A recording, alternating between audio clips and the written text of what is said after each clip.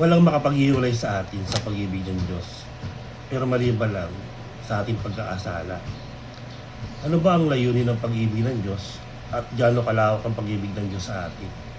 Mababasa natin ito sa Roma 8 verse 13 to 39. Ito ang sinasabi, sapagkat natitiyak ko na walang makapaghiwalay sa atin sa pag-ibig ng Diyos na ipinakita sa atin sa pamamagitan ni Kristo Jesus na ating Panginoon.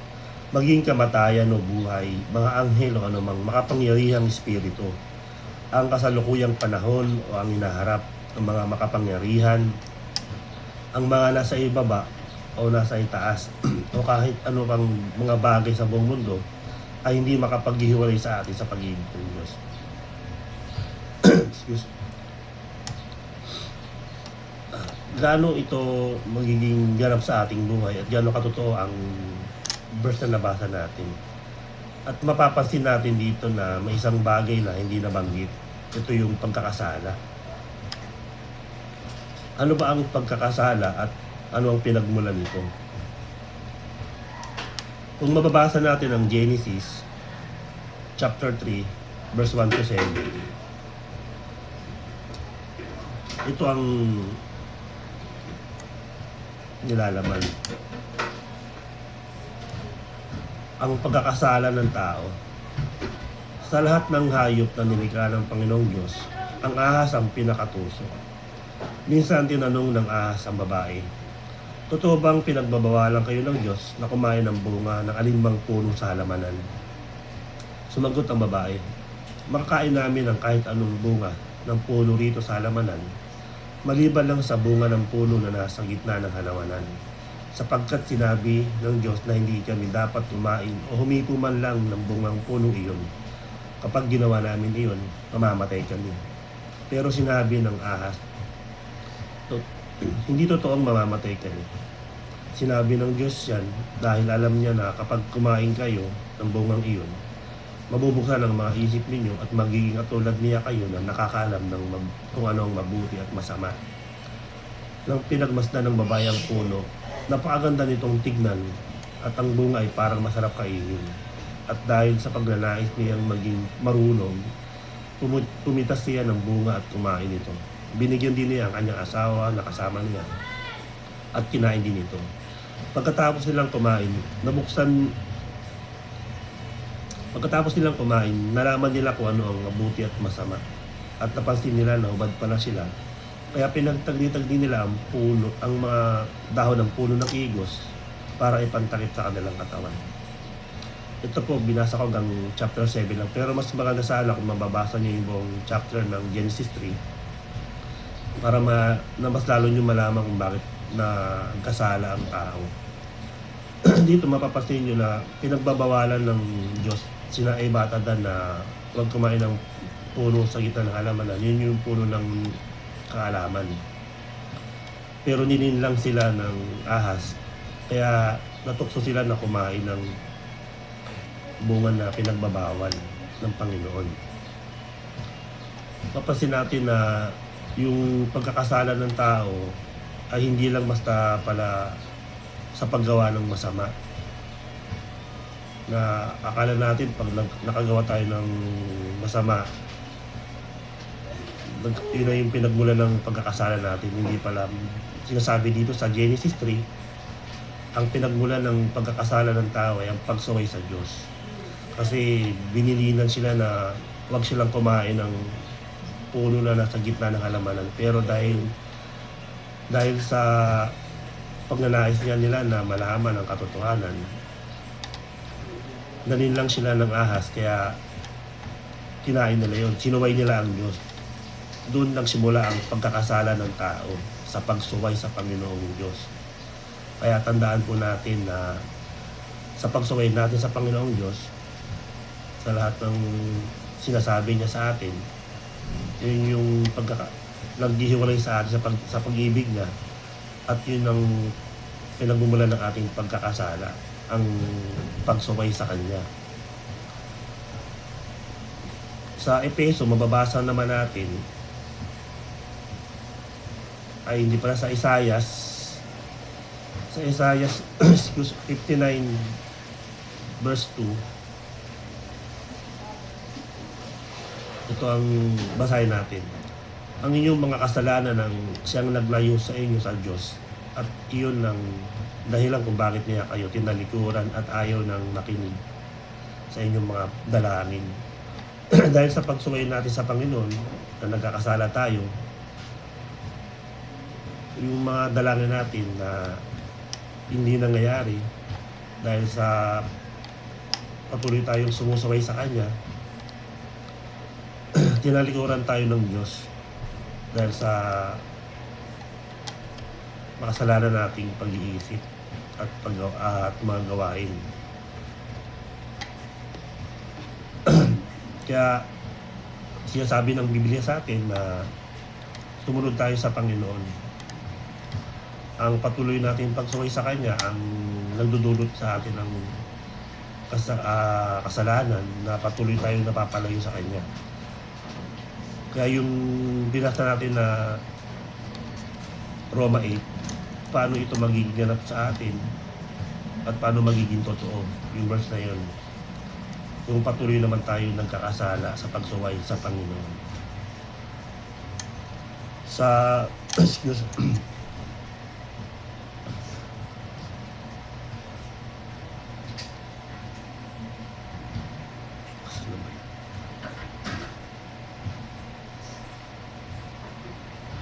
sa Mateo 7, excuse, basahin natin ang Mateo 7, 21 to 23.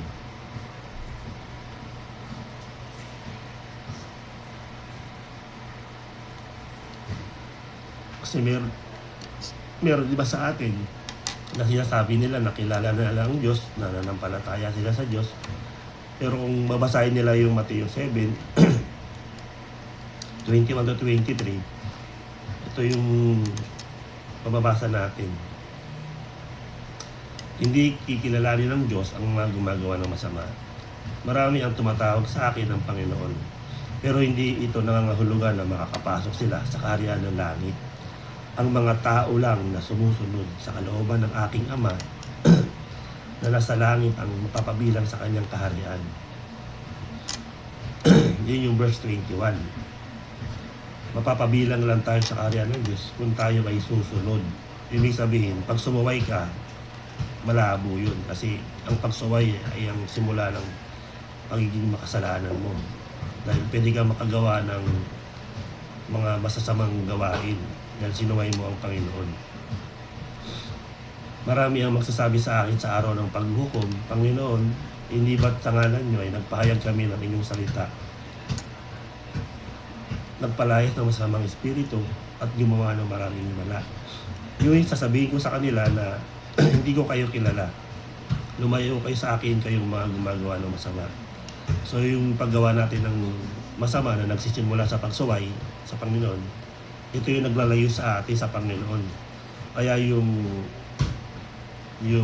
Roma 8:30 to 39, paano magiging ganap sa atin at paano magiging totoo kung nagkakasala tayo.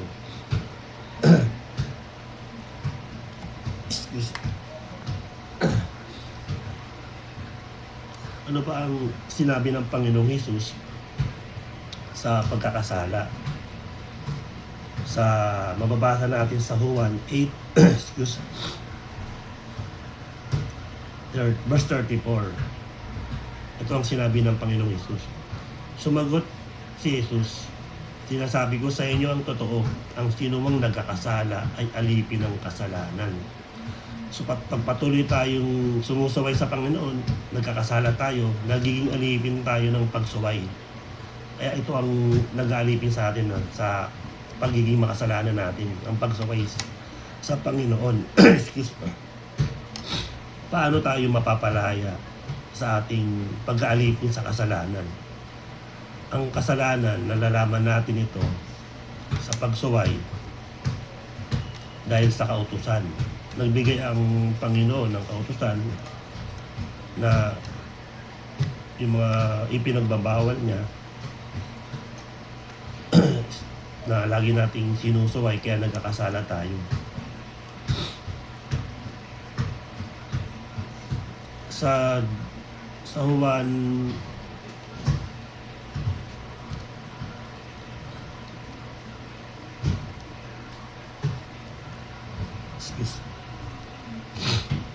sa 1:1 verse 17, ibinigay sa atin ng Diyos ang kautusan sa pamagitan ni Moises, ngunit ang biyaya at katotohanan ay mapapasa atin sa pamamagitan ni Jesucristo. Dito sa verse na to na mababasa natin, sa pagsuway natin sa kautusan ng Panginoon, nagkakasala tayo. Pero kung tayo ay sasampalataya sa Panginoong Jesucristo, siya ang magbibigay sa atin ng biyaya ng katotohanan na mapapalaya tayo sa ating kasalanan, sa pagkaalipin sa kasalanan, sa pagsuway natin sa Kanya, dahil sa Kanyang biyaya na buhay na walang hanggan, yung banal na Espiritu, sa pananampalataya natin sa Panginoong Diyos, sa pamamagitan ni Jesucristo. Pero sinasabi ko nga sa aking video, sa umpisa pa lang, ang pananampalataya ay magsisimula sa iyong pagsisisi na nagsisisi ka sa lahat ng iyong mga kasalanan, tinatalikuran mo ito. At ang sinasabi ng Biblia, ang tanda ng iyong pagsisisi ay ang pagbabautismo mo sa tubig, dahil pag nagbautismo ka sa tubig at talagang totoo ka na totoo ang iyong pagsisisi at humingi ng tawad, pag nilubog ka sa tubig at tumahong ka, ikaw ay bago ng nilalang. Hindi na ikaw yung dati. Kumbaga, namumuhay ka na sa spiritual na pamumuhay. At kasunod na noon, yung mabautismo ka sa Banal na Espiritu, yun yung kalooban ng Diyos na biyaya niya na buhay na walang hanggan. Pinalaya ka na niya sa kasalanan at sa kautusan dahil sa kanyang biyaya.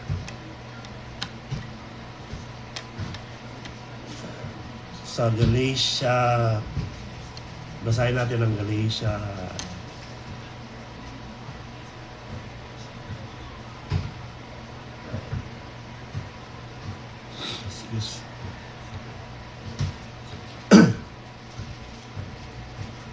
Galatia 5, 16 to 18.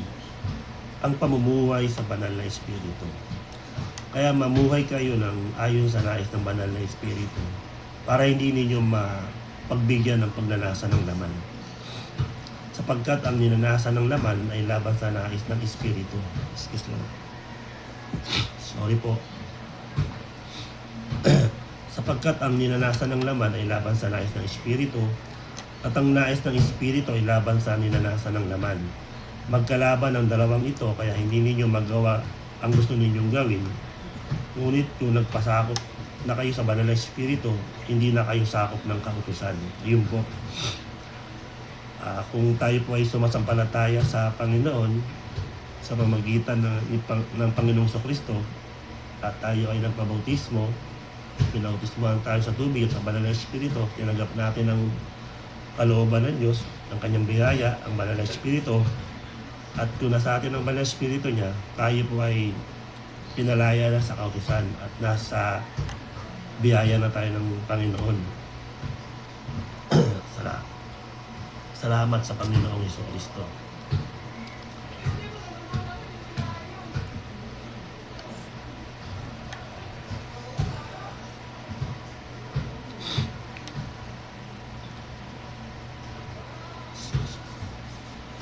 At dahil malayo na tayo,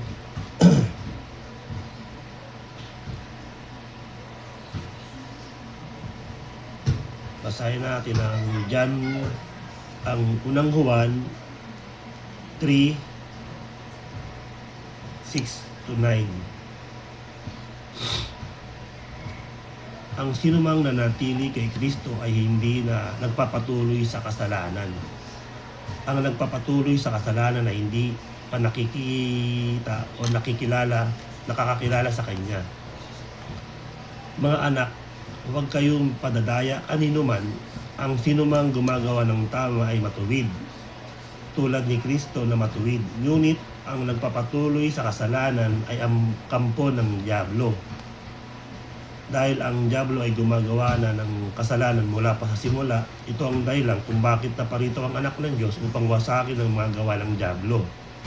Ang sinumang naging anak ng Diyos ay hindi na nagpapatuloy sa kasalanan dahil ang katangian ng Diyos ay nasa Kanya. Yun ay ang banal na Espiritu. At dahil nga ang Diyos ay Kanyang Ama, at dahil nga ang Diyos ay ang Kanyang Ama, hindi na siya nagpapatuloy sa kasalanan.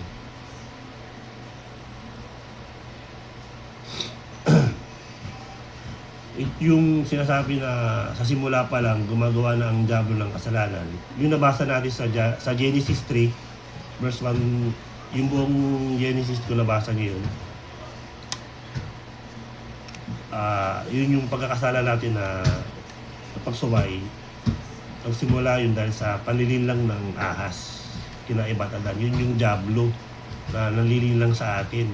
Kaya nakagawa tayo ng pagkakasala sa pagsuway natin, nakagawa tayo ng masama.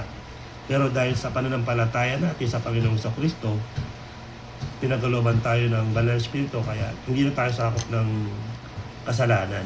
Dahil sa kanyang matuwid na pamumuhay, itinuring tayo na maging anak ng Diyos sa pamamagitan ng pananampalataya natin sa Panginoong Kristo. Kaya tayo anak ng Diyos, hindi na tayo, sinasabi ng Biblia, hindi na tayo dapat nagpapatuloy sa pagkakasala na o sa paggawa ng masama sa pagsuway sa Panginoon.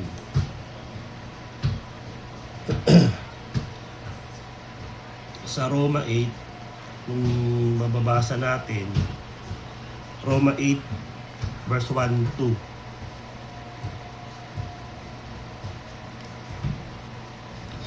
Ito yung Roma chapter 8. Kung mababasa nyo ito lahat, dito nagmula yung kung hanggang saan ang pag-ibig ng Diyos. Sa chapter 8 verse 30 to 39 yung binasa natin nung una. Pero ito yung pinaka-unang verse ng chapter 8 na to.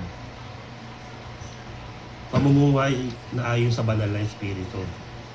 Kaya ngayon, hindi na hatulan ng kaparusahan ng mga anak kay Kristo Jesus.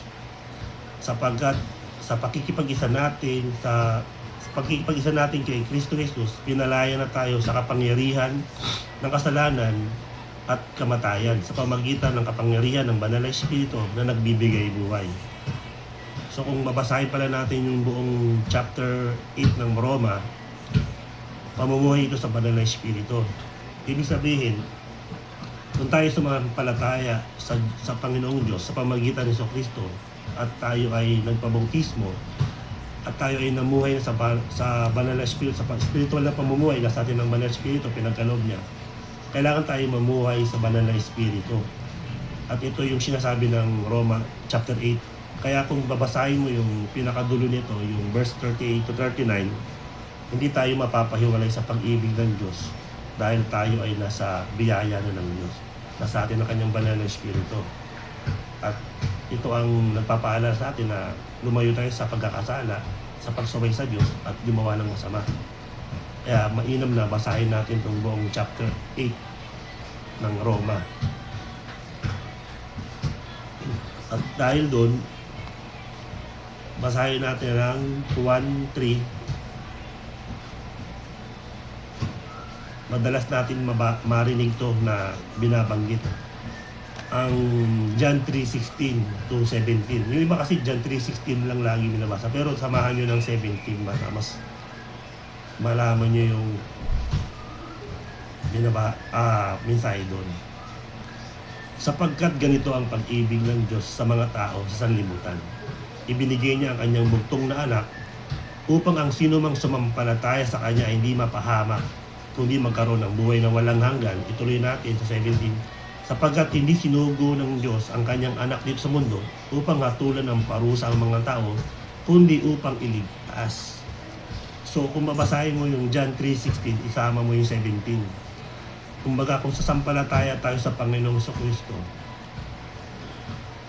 ito yung pag-ibig ng Diyos sa atin upang hindi tayong parusahan. Dahil kung nasa kautusan pa tayo, sumampalataya tayo sa Panginoong Kristo, pinalaya tayo sa kautusan at tayo nasa biyaya ng Diyos, ang Banal na Espiritu, bibigyan niya tayo ng buhay na walang hanggan dahil sa Panginoong Kristo, ang pag-ibig ng Diyos, inililigtas na tayo. Kumbaga, gano'n kalawak at yun ang layunin ng pag-ibig ng Diyos sa atin.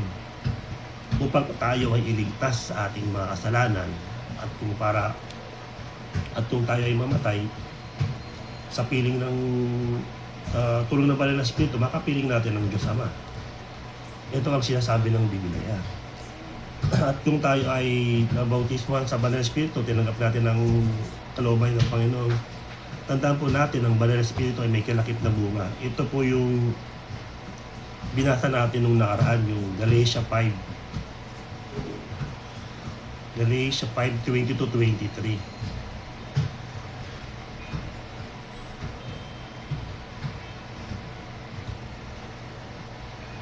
Basahin uli natin. Ngunit ito ang bungang makikita sa taong namumuhay sa pagkapangyarihan ng Banal na Espiritu. Pag-ibig, kagalakan, kapayapaan, pagtitiis, kabutihan, kagandahang loob, katapatan, kahinahunan at pagpipigil sa sarili. Kung ganito ang pamumuhay natin, hindi natin malalabag ang utos ng Diyos. Dahil sakop tayo ng pag-ibig ng Diyos, yung Banal na Espiritu, yung biyaya niya, hindi natin malalabag ang utos ng Diyos. Ibig sabihin, yung pagsuway natin ay hindi maghahari. Kumbaga, andun yung conviction natin lagi na humingi ng tawad sa lahat ng gagawin natin. Kaya, kung namumuhay tayo sa pananampalataya sa Panginoon Kristo, dapat bilang isang mananampalataya, lagi nating paalahanan ng ating sarili na hindi na tayo yung dating tayo. Kumbaga, ibang pagkatao na natin. Pinalaya na tayo ng Diyos sa kautusan sa pamagitan ng pananampalataya natin sa Panginoong Kristo. Ipinagkaloob sa atin ng Banal na Espiritu yung kaligtasan natin, yung biyaya niya. Ngayon, doon natin masasabi na naging ganap sa atin ng Roma 8:38-39 na hindi tayo mapapahiwalay sa pag-ibig ng Diyos dahil sa pananampalataya natin sa Panginoong Kristo. Kasi kung mababasahin mo uli yung chapter 8 ng Roma, verse 38-39, ano ba yung unang mababasa mo doon? Sapagkat natitiyak ko na walang makapaghiwalay sa atin sa pag-ibig ng Diyos na ipinakita sa atin sa pamamagitan ni Kristo Jesus na ating Panginoon. Yung nabasa natin sa unang talata na yung binasa natin, sa pamamagitan ni Kristo, ibig sabihin, kung tayo ay sumasampalataya sa Panginoong Kristo, yung totoong pananampalataya kasi is, malalaman natin yan kung tayo may pagsisisi. Kung wala kang pagsisisi ng ikaw sumampalataya, medyo malabo yun kung mababasa mo to. Yung mga binasa. Kung mababasa mo yung mga binasa ko, kung sasampalataya ka sa Panginoon, kailangan mo ng pagsisisi upang matanggap mo ang Banal na Espiritu niya na ito yung magpapalaya sa iyo sa kasalanan at sa kautusan, at ikaw ay sakop na ng Panginoong Kristo dahil sa pananampalataya mo sa Kanya. Ikaw ay pagkakalooban ng biyaya na buhay na walang hanggan sa pamagitan ng Banal na Espiritu. Ayun po, sana po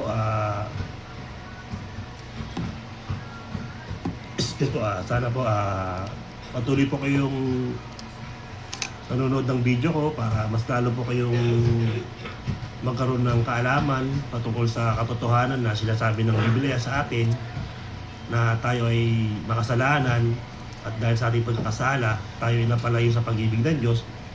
Pero dahil sa pag-ibig ng Diyos sa atin, binigyan niya tayo ng pagkakataon na mapanumbalik tayo sa Kanya sa pamamagitan ng Kanyang anak na si Jesucristo, na inalay niya ang Kanyang buhay para matubos tayo sa ating pagkakasala. Ang sino mang sumampalataya sa Panginoon sa pamamagitan ni Jesucristo ay binigyan ng pagkakataon na mapatawad sa kanyang kasalanan at mapagkalooban ng Banal na Espiritu.